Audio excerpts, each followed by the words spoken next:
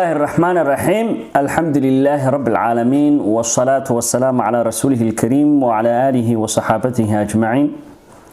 إلهي بمهد إسكال سبحانه وتعالى لما أنمي لتشوكتان بوين السلام يا سلامة إسلامك السلام عليكم ورحمة الله وبركاته. موضوع ربما أنتين أنكهد له وحويه أرين براها بلشدة إمنك سوين وبهدي oo lagu hadalhayo mid kamida beelaha iyo qabaylada Soomaaliyeed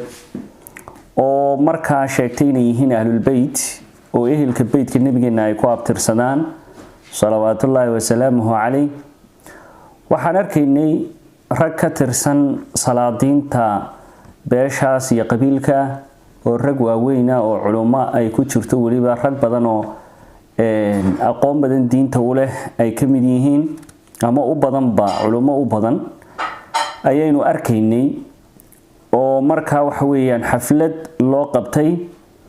waxaan arkaynay nasabkii markaa beeshaas ku abtirsata Sheekh Isxaaq oo markaa loo abtirinayo oo abtirsiintaasi ay halka ka galayso markaa Ali ibn Abi Talib radiyallahu anhu wa ardaa. waayahay marka hore hadii ay jirto oo de wax sax ay tahay waa shay aad u qaaliya in qofka Ilaahay subhanahu wa ta'ala nasabkiisa uu ka dhigo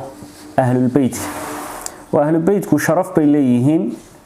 laana nabi maxamed sallallahu alayhi alayhi waxa laala wixii la tacalluqa ama ku xiriira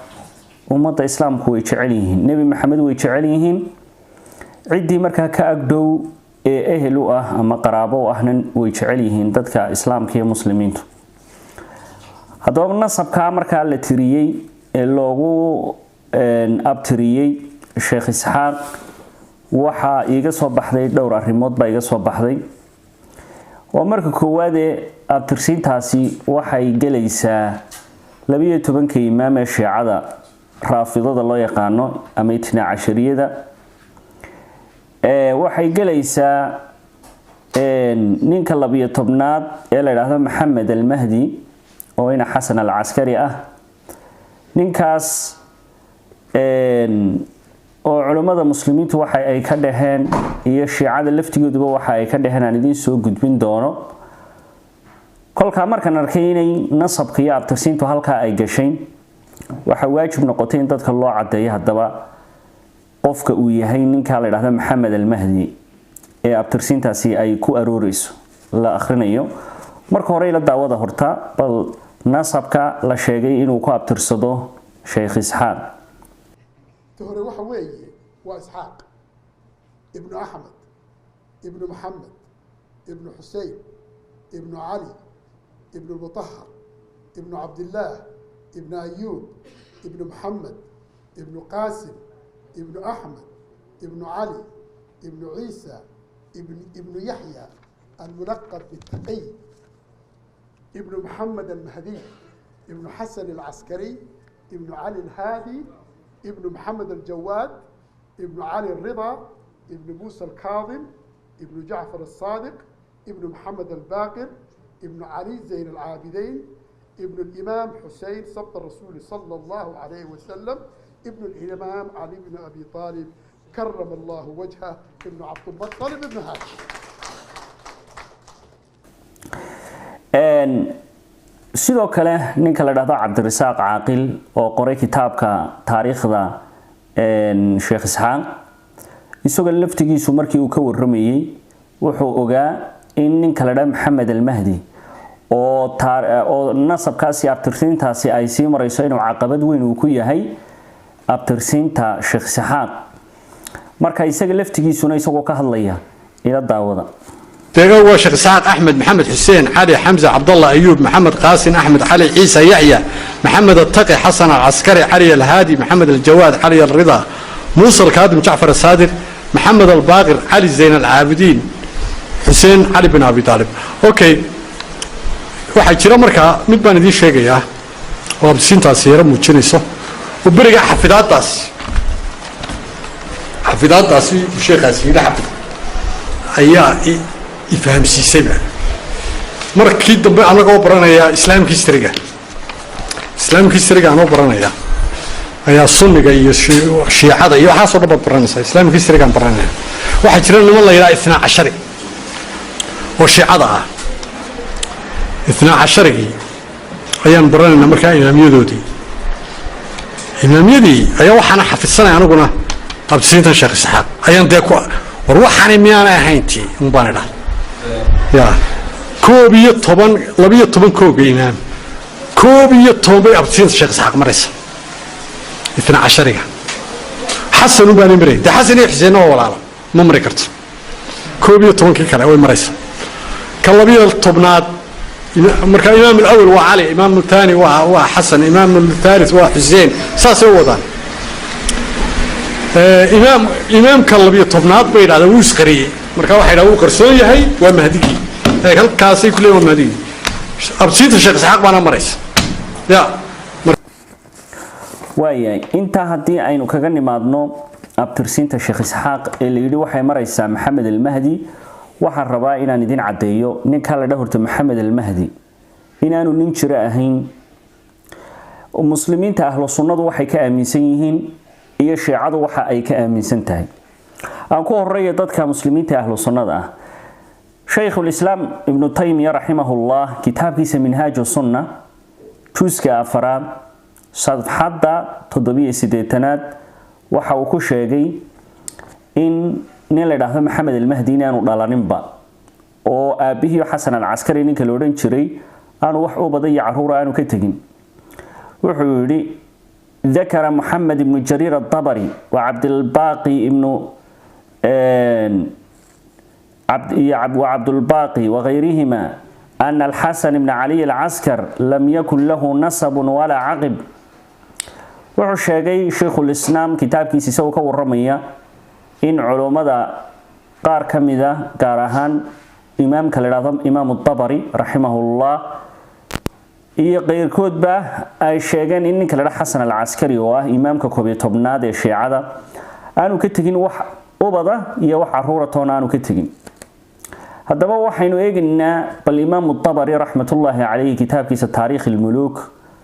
isaga muxuu kaga waramay taariikh al-muluk oo imaam at-tabari uu leeyahay juzka koob iyo tobnaad ama volume-ka koob iyo tobnaad safxada 49 ilaa 50 wuxuu ka waramayaa qiso cajaayiba nin sheegtay inuu yahay maxamed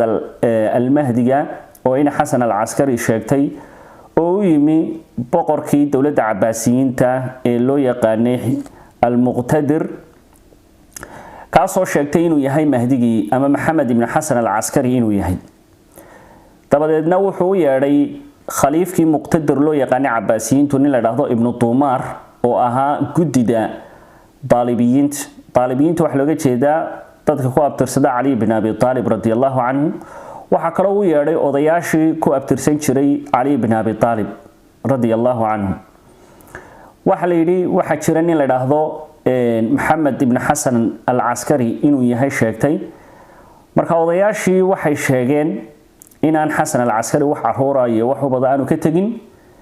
ninkii markii la weydiiyana wuxuu sheegtay inuu isagu yahay mahdiga oo loo yaqaan maxamed ibn xasan al-askari miiga iyo baadiyahana uu ka yimi marka ninkii waa la daba galay safety baa la baaray waxa la ogaaday inay tahay safe cusub xagaad ka keentay baa la yiri marka safety baa la qaaday dadkii seefaha sameyn jiray baa la weydiiyay ninkii sameyn jiray baa la soo helay seeftan yaad ka iibisay baa leeyahay ninka sidaa iyo sidaas baan ka iibiyay buu yiri ninkii marka hadaba beenta sheegay ee iska sheegtay inuu yahay maxamed ibn xasan al-askari aabihi baa la soo qabtay khaliifka cabaasiyiinta la hor keenay ana dhalay buu yiri ninkana waa kadaab beenaal ah oo iska sheeganaya arinta marka odayaashii iyo mashaayiikhdii Ali ibn Abi Talib ku abtirsan jirtay waxay dhaheen waa in arintan la shacab bixiya oo dadku dhan ay ogaadaan inuu ninkaas yahay kadaab beenaal ah iyo ninka xasan al-askari oo imaamka koob iyo tobnaad inaanu dhalin wax ubada oo wax caruura aanu ka tagin halkaas lagu sheegay marka kitaabka taariikhda ee imaam at-tabari rahimahullah oo qoray kitaabka kale ee minhaj as-sunnah uu soo xiganaya ee uu qoray Shaykhul Islam Ibn Taymiyyah rahimahullah way hadii muslimiinta ahlu sunnadu ay leeyihiin ninka la dhaado maxamed ibn xasan al-askari wax jira ma oo xasan al-askari wuxuu dhintay isagoo wax ubada dhalin maxay shiicada ay aaminsan tahay oo ay ka rumaysan yihiin waa marka koowaad ninka la dhahdo xasan al-askari oo imaamka 11aad markii uu dhintay isagoo dhalinyaro ah oo 28 jir buu dhintay wax u badan ka muutagin waxa dhaxlay walaalkii oo Jaafar loo yaqaano iyo hooyadii walaalku sideedaba hadii qofka dhintay ninka dhintay haduu ubad uu ka tagay walaalku waa la xijaabayo de wax ma dhaxlo marka dhaxalka walaalkii dhaxlay oo Jaafar ah waxay sheegaysaa in xasan aan wax ubada ka tagin taas baa cadayn ba inoogu fulan in walaalkiisii la dhashay xasan al-askari ee Jaafar loo yaqaanay in Ali al-Hadi in uu isagu dhaxlay isagii hooyadii ay dhaxleen ninka haddaba shiicadu 14 kooxood dhowr iyo 10 kooxood bay u qaybsameen dhowr iyo 10 ka kooxood waxay cadeynaysaa oo ay sheegaysaa khilaaf weyn inuu jiro kooxdii koowaad waxay dhaheen xasan al-askari ninka la yiraahdo muu dhimanin wuu nool yahay waana mahdiga waana al-qaa'im waa ninka maaragtay istaagi doona mahdiga noqon doon dhowr iyo 10 ka kooxood ee ay u qaybsameen waxa lagu sheegay kitaabka oo qoran Nobakti ee firaq shiica loo yaqaan waa nin shiiciya oo Nobakti la yiraahdo oo kitaabka maaragtay firaq shiicada kooxaha u qaybsanta ka warrama marka kooxdii koowaad waxay dhaheen xasan al-askari imaamkii 11aad waa ma dhimanin way diideen inuu dhintay wuu nool yahay isagaana noqonaya mahdiga ayay ku tageen kooxdii labaad waxay dhaheen xasan wuu dhintay oo shaki kuma jiro in xasan al-askari dhintay laakiin markii uu dhintay ka bacdi buu geerida ama dhimashada ka kacay oo qiyaamihiisa kacay qiyaamaha kacay waxa weeye dadku markay aakhiro de la soo saarayo soo qiyaamihoodii ka cimaayo macnaha markii uu dhintay ka bacdi buu noolaaday oo dib uu qiyaamihiisa ninkaas u kacay mahdigana uu noqonayaa qoladii labaad saasay tiri qoladii saddexaad waxay dhaheen xasan waa dhintay oo shaki ma laha inuu xasan dhintay laakiin imaamka ka dambeeya waa walaalkii oo Jaafar ah waxaana u dardaarmay xasan baa u dardaarmay walaalkii qoladaasina saasay ku tagtay qola afraad baa waxay tiri imaamka xasan ka dambeynaya xasan al-askari markii uu dhintay waa Jaafar oo walaalkii ah laakiin cidda u dardaarantay walaalkii may ahayn aabahood Ali al-Hadi ninka la yiraahdo ayaa u dardaarmay xasan al-askari imaamka 11aadna been buu sheegay imaamna ma ahayn waxaana cadeynaysa inaanu imaam ahayn wax ubada iyo wax caruura ka muutagin maadaama aanu wax ubada iyo caruura ka tagin arintaasi waxay sheegaysaa inuu ninkaasi kadaab ahaa oo aanu imaam ahayn marka walaalkii bay dhaheen Jaafar ayaa aabihii u dardaarmay qoladaasina sidaas ay dhaheen qolada shanaad waxay dhaheen imaamku waxa weeye waa nin la yiraahdo Maxamed ibn Ali oo la dhashay xasan al-askari iyo Jaafar labada nin walaalaha ah nin kale oo ay walaalayihiin oo Maxamed bin Ali al-Hadi la dhaho oo isagu aabihii oo nool dhintay ninkaas imaam ahaa xasan iyo Jaafar kan ay walaalaha yihiin iyaguna been bay iska sheegeen imaamiyana ma aha qoladaasina saasay tiri waayahay xasan qoladii lixaad waxay dhaheen xasan wuxuu lahaa wiilkana Maxamed buu bixiyay wiilkaasi waa khaa'if baa la yiraahdaa waa nin baqaya oo qarsoon oo aan ismuujinaynin waxay markaa xujo ka dhigteen sidee buu xasan u dhintay isagoo imaam ah oo imaamnimadiisa la hubo sidee buu u dhintay isagoo bila duriyada oo aan wax ubada ka tagin markii la weydiiyay waayahay hadii ilma uu ka tagay ilmahaas xagee buu jiraa waxay dhaheen wiilkaasi uu ka tagay ee Maxamed al-Khaif la dhaho ninka baqaya dhowr sano ka hor intaanu dhimanin xasan al-askari ayaa wiilka loo dhalay bay dhaheen waaya qayb qolada toddobaad waxay dhaheen xasan wiil buu dhalay waa xasan al-askari wiil buu dhalay wiilkaasi laakiin dhimashadiisa ka bacdi buu ayuu dhashayo 8 bilood geeridii xasan ka bacdi ayuu dhashay qolada sheegtay inuu xasan uu wiil uu lahaa isagoo noolna waa kadaabin kuwaasina qoladii hore ayay kadaabin ku tilmaamtay qolada sideedaad waxay tiri dhageyso xasan wax u badan ma lahayn waayo waanu raadinay oo si dhinac wal si kasta waa u raadino wax loo raadiyo manaan helin haddii la dhaho ninka aan si kasta u raadinay ubadkiisa haddii la dhaho ilmuu dhalay wuxuu la mid yahay iyadoo oo qof kasta oo dhinta bilaa ubad loo sheego oo la dhaho qofkii dhintaaba ilmuu ka tegay ama wuxuu la mid yahay bay dhaheen nabi maxamed calayhi salaatu wasalaam oo la hubay inaanu wix caruura oo wiilal ah aanu ka tegin iyadoo la dhaho maanta nabi maxamed wiil ku abtirsada ayaa markaa jira ayay la mid tahay marka qoladaasna waxay daadafeeyeen inuu xasan ilmaba dhalay wayna ka soo horjeesteen waaye waliba waxay sheegeen qoladaas laakiin uur baa jira bay dhaheen gabadh uur leh jaariyad ah adoomada oo uur leh uurkaasna sanawaad baa la sugayayo waxba waa ka iman waaye qolada sagaalaad waxay dhaheen xasan al-askari wuu dhintay oo shaki kuma jiro inuu xasan al-askari imaamka 12aad inuu dhintay shaki kuma jiro wuxuuna ahaa imaamiyada kii u dambeeyay ka 12aad baa u dambeeyay bay dhaheen sida nabi maxamed baa uu nabiyada ugu dambeeyay ayuu kaasina oo ahaa xasan al-askari oo ahaa imaamiyada kii ugu dambeeyay marka 12 bay ka dhigan iyagu imaamiyada waaye qoladii 10aad waxay dhaheen imaamku wuxuu ahaa maxamed bin cali oo xasan al-askari la dhashay waa walaalkiisii dhintay maxay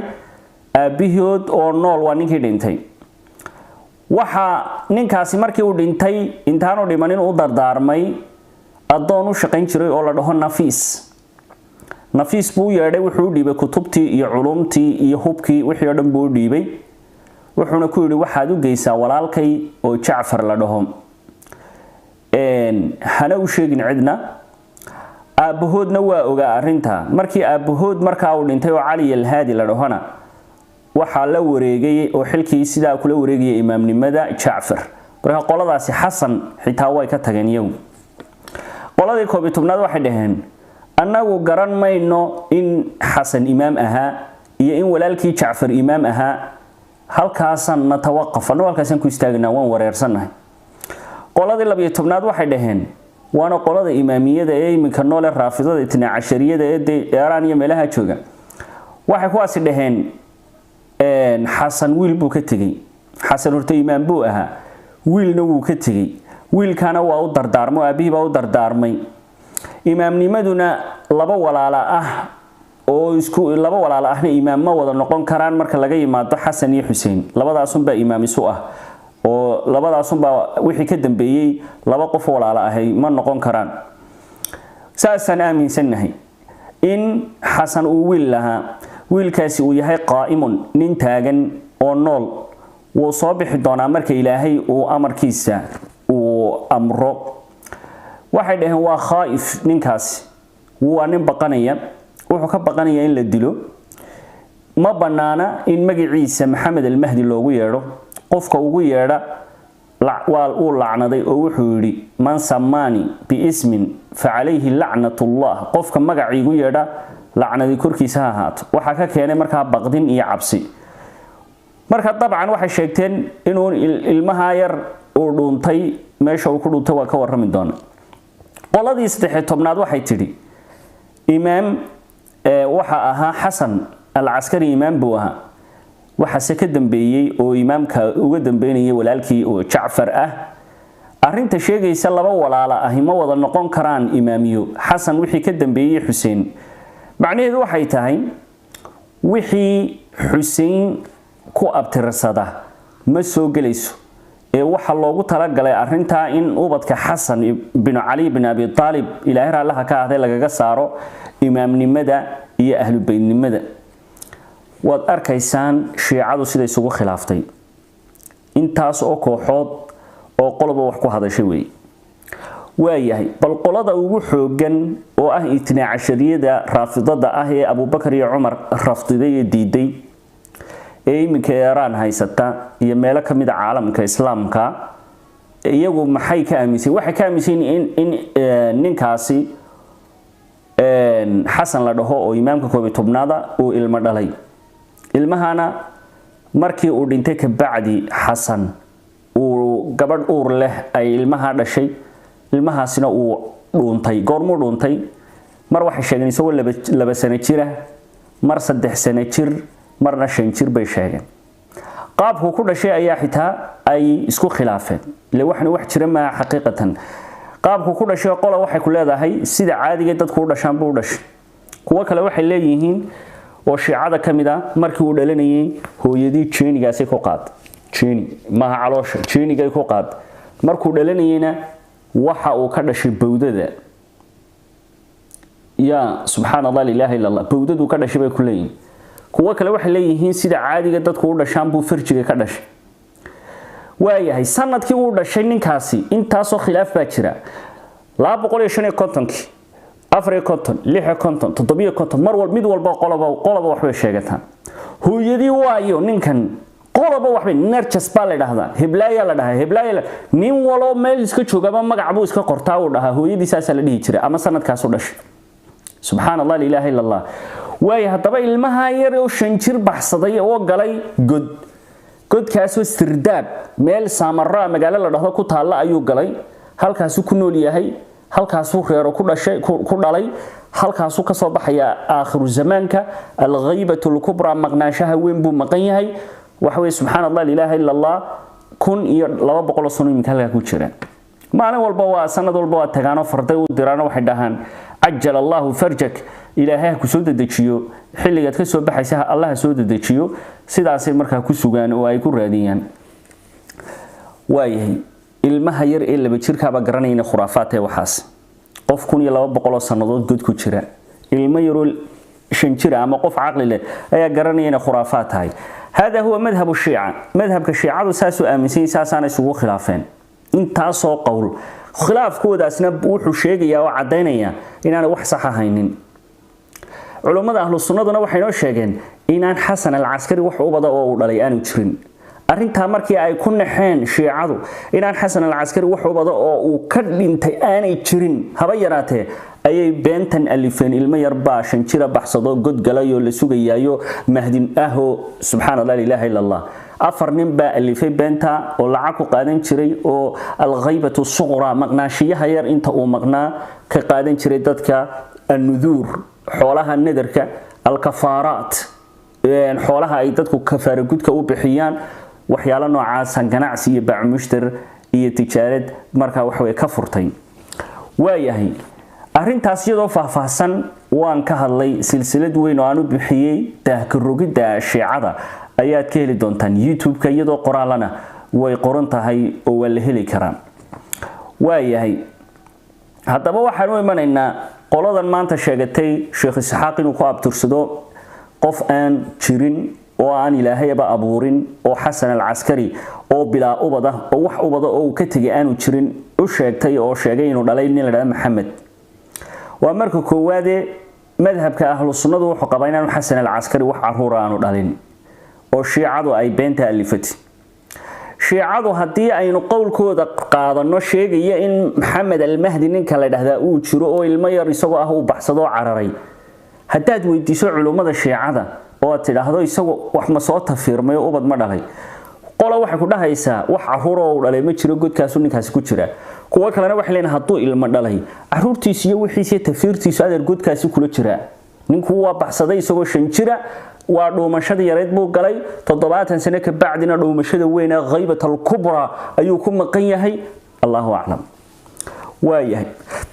hadaba waxaan cadeynaynaa walaaliyaal nasabka aad sheegteen wax weyn baa ka khaldan nasabka aad sheegteen aad tidhaahdeen waxa weeye بكل الاحترام يدور ليس احترامي marka wax way cay iyo aflagaado iyo maaragtay dacaayad aanay jirin waxaan ka hadlanaa waa wax cilmiya waa wax aqooneed weeye waa wax qof muthaqafa ama qof wax bartay haduu si wanaagsan u baadho uu ogaan karo weeyaan marka maadaama aynu wax cilmiya ka hadlayno radinteenu waa wax cilmiyeysan weey kolka waxaan leenahay nasabka aad sheegteen oo aad tidhaahdeen Sheekh Isxaaq baa ku abtirsada kow waxa weeyaan waxba ka khaldan oo ninka uu galay waxa weeyaan nin jiraba ma mar hadii aanu ninkaasi jirinna xaqiiqatan magacyada badan ee la tiriyay ee leeyahay hebelina ciise ina ayub waxyaalaha noocaas la tiriyay iyadana meesha way ka baxaysaa way hal aaba haduu meesha ka baxo de duriyadiisii oo dhan baa meesha ka baxaysa weey arinta labaad ee noo cadeynaysa waxa weey Xasan al-Askari maadaama uu isagoon wax u wada dhalin uu dhintay waxa dhaxlay walaalkii oo Jaafar ah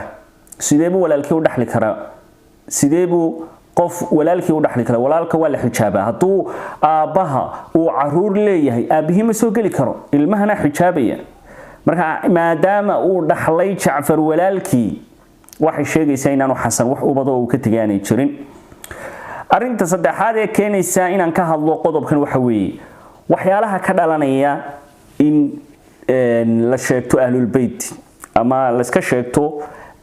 ahlul baytka waxyaalaha mutalazimka marka ka dhalanaya ilzaamat waxba jira ka dhalanaya waxa ka dhalanaya shiicada waa ogtihiidino diintoodu horta waxa weeyaan ilmo yaro laba jir ah ayaani ku qancin karin madhabka oo marka la eegayo aqeedada iyo marka la eegayo taariikhdooda dhinac walba markaynu ka eegno subhanallah la ilaha illa allah wax aqliga insaanku uu qaadan karayo ma khuraafaad badanna waa ku jirta dadka adduunka ugu beenta badanna waa kamid weeye laakiin maxay sidee buu madhabkoodu ku faafaa wayna isweydiinaa weeye sidee buu madhabka shiicadu uu ku faafaa oo dadka caamada ah ee masaakiinta ah ee muslimka ah ay shiica u noqdaan waxa u noqdaan waxay ka duulaan waxa la madluumiyaat madluumiya dulmi baa naloo geystay iyo isku oohin iyo iska markaa in la iska baroorto oo la iska ooyo Xuseen baa la dilay madax baa seef halka lagaga dhuftay dhiigiisii baa dhulka loo daadiyay caruurtii nabiga ayaa sida loo galay dhashay rasuulka ayaa markaa waxa weeyaan madax laga gooy hablihii rasuulka ku abtirsan jiray baa dharkii la qaawiyay markaas madaxii Xuseen loo diray ninkii la dhigi jiray Yazid bin Muawiya markaasuu ku jeesay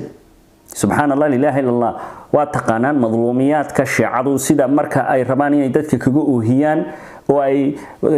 tabaku isku oohiya ya qaab waxyaalaha noocaas ah ayay ku khiyaamayaan dadka muslimiinta maadaama ay muslimku jecel yihiin nabi maxamed sallallahu alayhi wasallam nabigana waxa allaala wixii ku tacalluqay ku saabsan ama hareerihiisa jooga ama saaxiib la ah ama marka ehelkiisa ahna way jecel yihiin sallallahu alayhi wasallam nuqdadaas iyo marka qodobka ah inay jacayl dadka muslimiintu jecel yihiin nabi maxamed iyo ehelkiisa ayay uga faa'iideystaan kolkaas waxay sheegayaan Xuseen baa la dilay iyo caruurkii uu Xuseen u dhalay iyo ahlul bayt xaqiiqatan dhigayso abihi oo Ali ibn Abi Talib oo ka khayr badnaa cid kasta ka khayr badnaa oo Xuseen iyo Xasan labadaba ka khayr badnaa oo badari aha oo saxaabtii rasuulka ugu waaweynaa kamid aha ayaa la dilay arkimaysid iyagoo madluumiyaadkooda Ali baa la dilay Uthman ibn Affan oo ka khayr badnaa Xasan iyo Xuseen intaba ka khayr badnaa ayaa la dilay arkimaysid iyagoo madluumiyaad iyo isku oohinaya iska baroorinta u sameynaya la ilaaha illa allah kulligood waxa ka khayr badnaa anbiyada iyo rususha ilaahi waa la dilo waa la gowracay qaar baa hilibkooda la jarjaray waayahay marka dilku waxa weeyaan la dilay Xuseen la dilay xaqiiqatan waa wax dulmiya oo gardarro ah cidii ka dambaysan ilaahay baa la xisaabtamay jalla jalaaluhu laakiin qaabka ay u khiyaameeyaan ay dadka ugu khaldaan oo arinta way hadaba nasabkan marka la sheego maxaa iska soo xagee iska soo dhexgalaysa waa su'aasha imanaysa shiicada iyo nasabkan xagee iska soo galaysa waxa iska soo galaysa waa waxyaalo ka dhalanaya simaar Soomaalida arkin geedka marka la beero waa inuu midho keena midhaha ka dhalanaya waxa weeye hadii beeshaasi ay tiraahdo waxaan ku abtirsanaa mahdiga maxaa ka dhalanaya mahdiga dhabarkaygu ku jira mahdiga annaga weeye mahdiga waa waxa way xagaygu ka soo socda waxa ka dhalanaya fikirka shiicada ee madluumiyaadkii waligeey waa la dili jiray waa la dhibaateyn jiray madaxweynihii soo baxaaba madaxu naga goyn jiray waa la baacsan jiray sida awgeed baan u dhoomanay sida awgeed baan u baqanaynaa sida awgeed baan u cabsanaynaa wali awood maanaan helin wali quwad iyo xoog maanaan helin way caddahay arrimaha ay shiicadu ku hadlaan marka waxyaalaha mutalaazimaadka ah ee ka dhalanaya awgeed ayaynu uga digaynaa way qodobka kale muhiimka waxa weeye ajamta nabi maxamed horta nin carab buu ahaa dhowr jeerna maaragtay arinta waa ka hadlay dadka qaar kood ba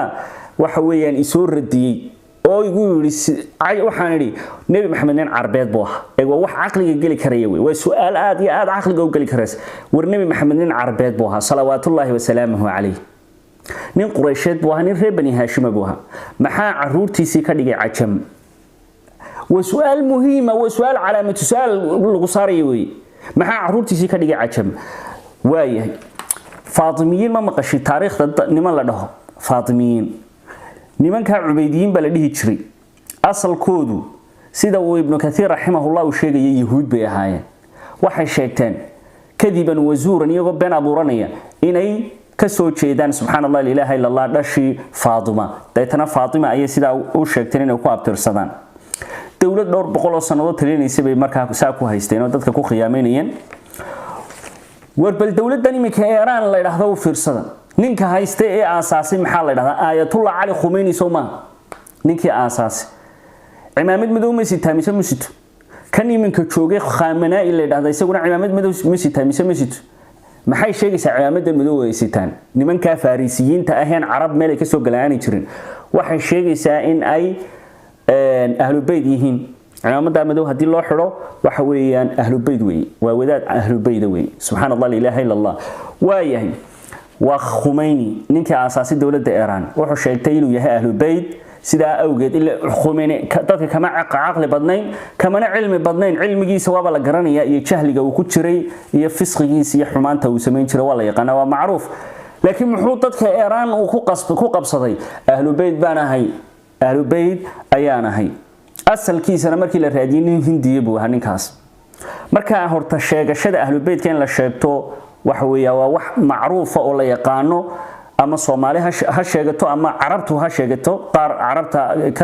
ka tirsan ha iska sheegtaan kadiban wazuuran iyagoo ka been abuuranaya ama dadka kale cajamta ah ha sheegtaan ama Turkiga hadana ama Farisiyiin ama Hindi intaba wada arkaysa qof iska sheeganaya inuu ahlu bayt u yahay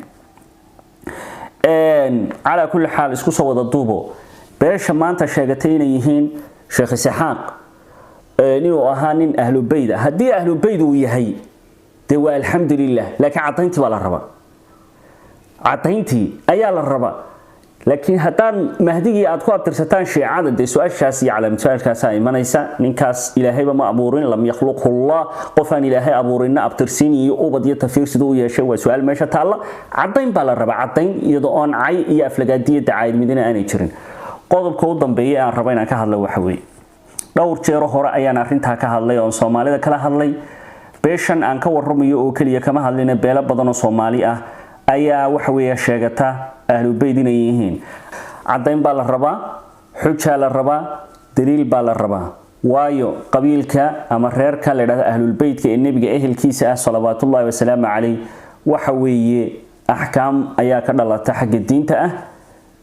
maadaama ay ahkaam ay ka dhalato oo aanay sadaqada qaadanin oo aanay zakada qaadanin oo khumuska ay qayb ku yeeshaan khumsul aghnam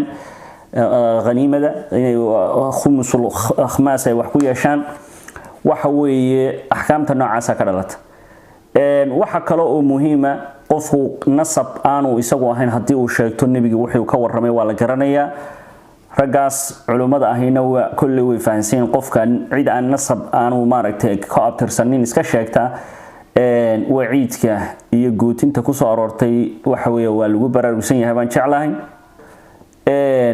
sababtan uga soo horjeednaa ma aha qabyaalad iyo cunsuriyad waxa aanu ka soo horjeednaa wixii daciifa ama wixii been ah ama wixii aan daliil lahayn hadii ay daliil noo keenaan alxamdulillah way inta ugu dambeyn waxaan ku dari doonaa hadii ay sugnaato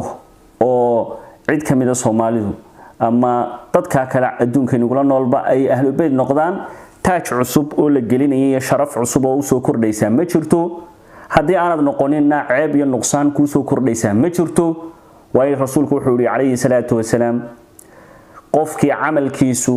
oo gaabiyo man batana amaluhu lam yusri' bihi nasabuhu aw kama qala sallallahu alayhi wasallam qofka amalkiisu oo gaaban yahay oo bila amal daciif la yimi aakhiro nasabkiisa iyo abtirsiintiisu xawaare dheeraad iyo wax dheeraad iyo ziyaado uguma darayso kuguma kordhinayo qabiilkaaga waxba ilaahayna quraanka wuxuu ku sheegay subhanahu wa ta'ala fa idha nufikha fi suri fala ansaba baynahum yawma idin wala yatasaalun marka buunka sida loo afuufo nasab dadka dhexdooda u dhaxeeya ma jiro waa dhamaatay abtirsiinta iyo nasabka iyo qabiiladu aakhira kama shaqeyso adduunyadana وين ognahay dad ahlu bayt ku abtirsado oo run ah oo xaqiiqo ah oo Abu Lahab ka mid yahay ayaa xutaam naar xaabada naarta kamida nacuudu billah adoon uu lahaa Abu Lahab oo gabadha oo madoobeed ayaa firdaws ku jirta jannatul firdaws maanta ku jirta subhanallah la ilaaha illa allah halka marka waxa inooga cad Ilaahay subhanahu wa ta'ala ma eego qofka jismigiisa iyo maalkiisa iyo qabiilkaaga iyo meeshad ka soo jeeday Ilaahay amalkaagu weegiya jalla jalaaluhu maxaad shaqaysay qalbigaagu daalacanaya maxaad saqabatay haddaan nabi maxamed caruurtiisa aan kamid noqdo oo uu si dhab ah dhalo waxba ay kordhin mayso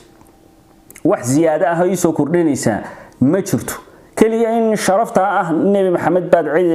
cid la wadaagtaa ama nasab la wadaagtaa waa sax waa sharaf jirta way laakiin wax ziyaada oo kale igu soo kordhin kartaa ma jirto aakhirna waxa ay taraysaa ma jirto qof walba amalkiisa iyo shaqadiisa ayaa wax u taraysa intaasna waa baraarujin ilaahay baana xaq og jalla jalaaluhu aad baan idin salaamay wa salaamu calaykum wa rahmatullaahi wa barakaatuh